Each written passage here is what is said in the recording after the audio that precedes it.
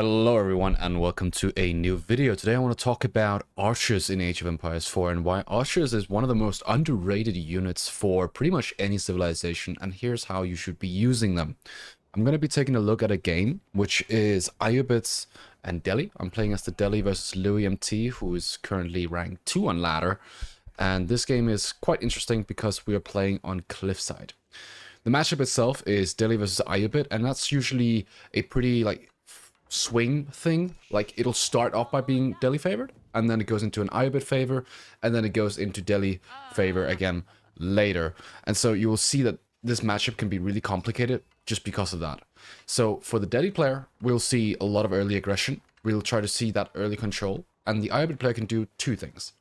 They will try to either go for a fast castle and then try to get some timing going with either Gulams or Camel Lancers, or they will try to actually contest in feudal, and they can very much do so due to the nature of their wings. So the House of Wisdom is actually able to put out 3 vills, which can be a nice eco boost, but you can also get the military wing, get Desert Raiders out, and that's 180 resources every second minute. So they have some really good counters as well. So that also shapes the approach that you want to go for when you're playing against a civ like that has so much anti-cavalry. And that's where we get to the archer point, because archers are just that good. You don't really need to have like bonuses like the 20% from the Tower of Victory, which Delhi has, before the archers are effective. You more have to think about how is this unit implemented. You can't go for it as the only unit because it will be countered by cavalry, but you cannot make too many support units either, because then you won't have enough archers, which is why it can be super difficult as well to play with archers.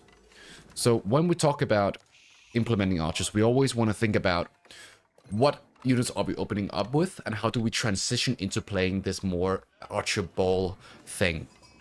So you'd see most people, depending on what you're up against, let's say you're up against French, you might want to open up barrack or stable.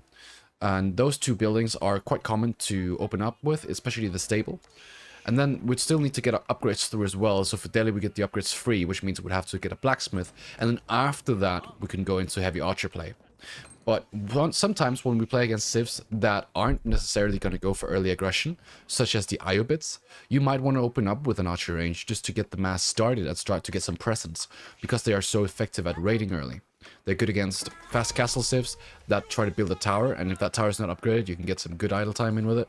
You can sneak around wood lines, you can hop on the berries, and you can try to do these one-shots where we have critical mass.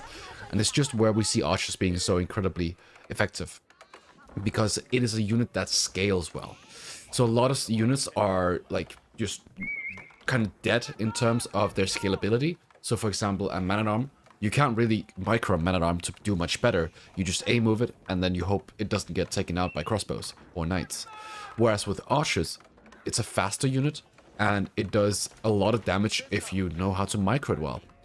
And so it really depends on your player skill when it comes to playing a unit such as archers. Our opponent here has opened up with horsemen and spears, which I thought in this situation was going to come out a little bit later. So I unfortunately lose one archer. In these situations, it's really important that you play it a little bit more conservatively.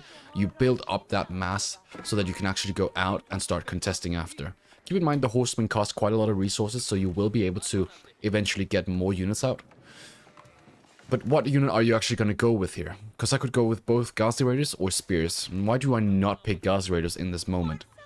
That's because Ghazi Raiders are classically good against armored units and archers, but my opponent's playing Spearmen, Horsemen.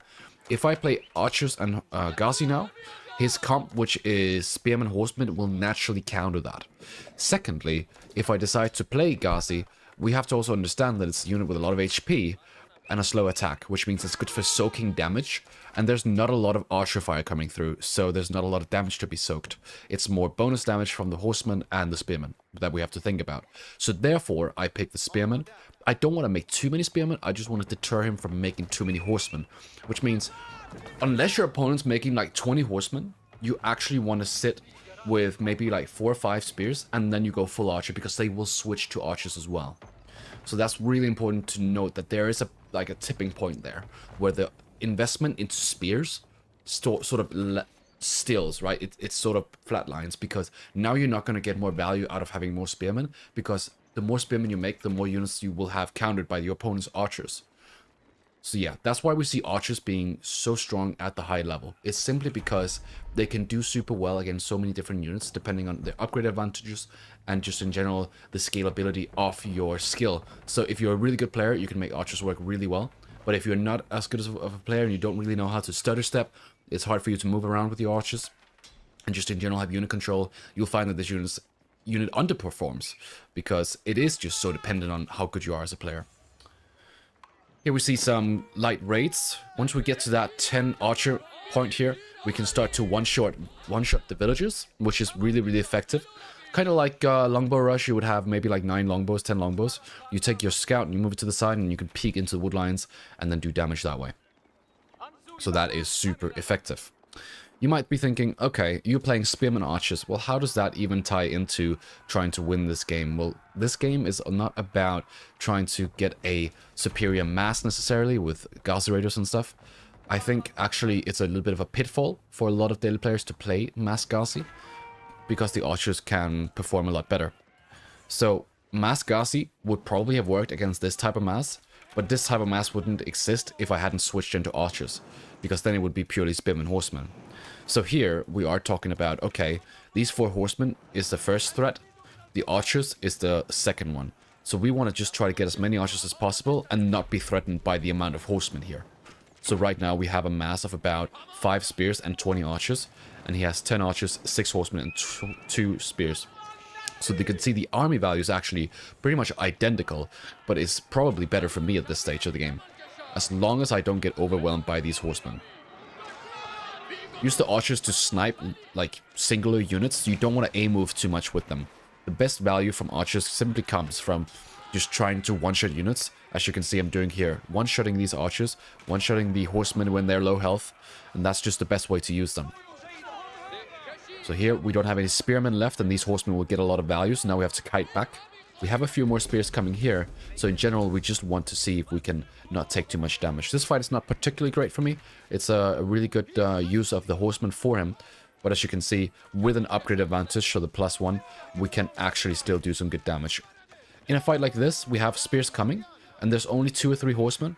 Still want to snipe these archers because I still have critical mass. Critical mass meaning I one-shot, so I can actually do some good damage against these and try to knock down his mass. The cool thing about archers as well is you can sort of get around these cliffs. A lot of like walls and cliffs, you can shoot over them obviously, but that's also where archers have a lot of value as well, because with a full melee mass, these cliffs would be really annoying, but with playing a full archer mash, it's the opposite. It's actually really good for you because it acts as a sort of front line. Alright, so here he comes around again, has a bunch of archers, more horsemen. And you can see at the unit count here, he's sort of just massing archers at this stage of the game. And so are we. But now we're doing something clever. And this is something that's really worth paying attention to. The stable introduction. This is called a transitional comp switch, right? So you're going for something like archer spears. And now your opponent is adapting to that. And now you throw the curveball. So what you're going to do is you're essentially just going to go and make Gazi Raiders. Again, we talked about them before. They're really good at soaking damage. And so this can be the key to dealing with his archer mass and get more value out of our own. Because whilst we're still going to full produce archers, still try to get more archers out in the field, and just get that mass up and running, get more critical mass so we can deal with the horsemen as well. What you will find is essentially having these Gazi Raiders will be able to soak this damage, and so microing for him becomes a lot more intense, whereas he would just be able to attack move before that. And so when we have larger masses like this, attack move becomes a little bit better, but when we're dealing with really high level stuff, we're doing multi-single target, which means we are taking groups of archers, like let's say 13 archers here, and then another group here of 12 archers, and then we're shift clicking them onto the enemy archers here as well, just to try to get that critical mass to still be a thing, but it's like not overkilling, right? You don't want to have a full control group of archers like this, and then shift clicking one by one, because now you have maybe 17 archers that are worthless, doing nothing. So you want to split your single target action. So the horsemen are being added. A few more spears have been made, but it's still full archers. Now a second archer range has been added for our opponent. He understands this as well. So he's already on 5 archer ranges at this stage of the game. And that's just because he has to. The daily double production is that good. And it's just beautiful how many units you can actually end up putting out with such a small amount of production buildings. This is an important fight. Let's slow it down a little bit. We can see that there has been split fire here, and there's also still movement. So you can still do this split fire thing, but the problem is you get locked in movement, and you still want to do this kiting. You want to push your opponent when you can, try to get these good trades. And so sometimes you will just have to A-move. And that's where you might not get the killing blow every time you shoot. And here there's some overkill as well, but it's also about movement. Archers are fast, and so you want to be moving fast as well. You don't want to just stand there and take damage. You actually want to try to maximize your damage as well. And sometimes that's split fire, sometimes it's movement, sometimes it's something third. Alright, let's get up to speed again here. You'll see this archers do tremendous amount of damage against the horsemen, and so he actually loses quite a lot of them. And now we're playing 38 archers versus 34, but these archers here are more effective. Now this 20% from the Tower of Victory will come in to play, and it'll be incredibly effective, especially when we are doing these single target, A-move kind of things.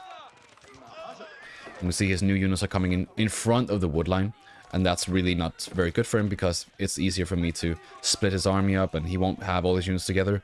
So this becomes a really good fight. Another Gazi Raider here, just soaking that damage, preventing me from losing 1 or 2 archers, and that's really good, because that's what you want. You don't want 10 Gazi, you just want a good handful here. You can also use the Gazi Raider like this, hop into the wood line, see if you can find some bills. Sometimes you do, sometimes you don't. Opponent puts his archer mass on the wood line very cleverly, and now we're back to playing Sacred Sites. So we've had 2 Sacred Sites this entire game, which has given us a nice amount of gold that we have been able to funnel through the market, and we can just in general produce a lot more because of it.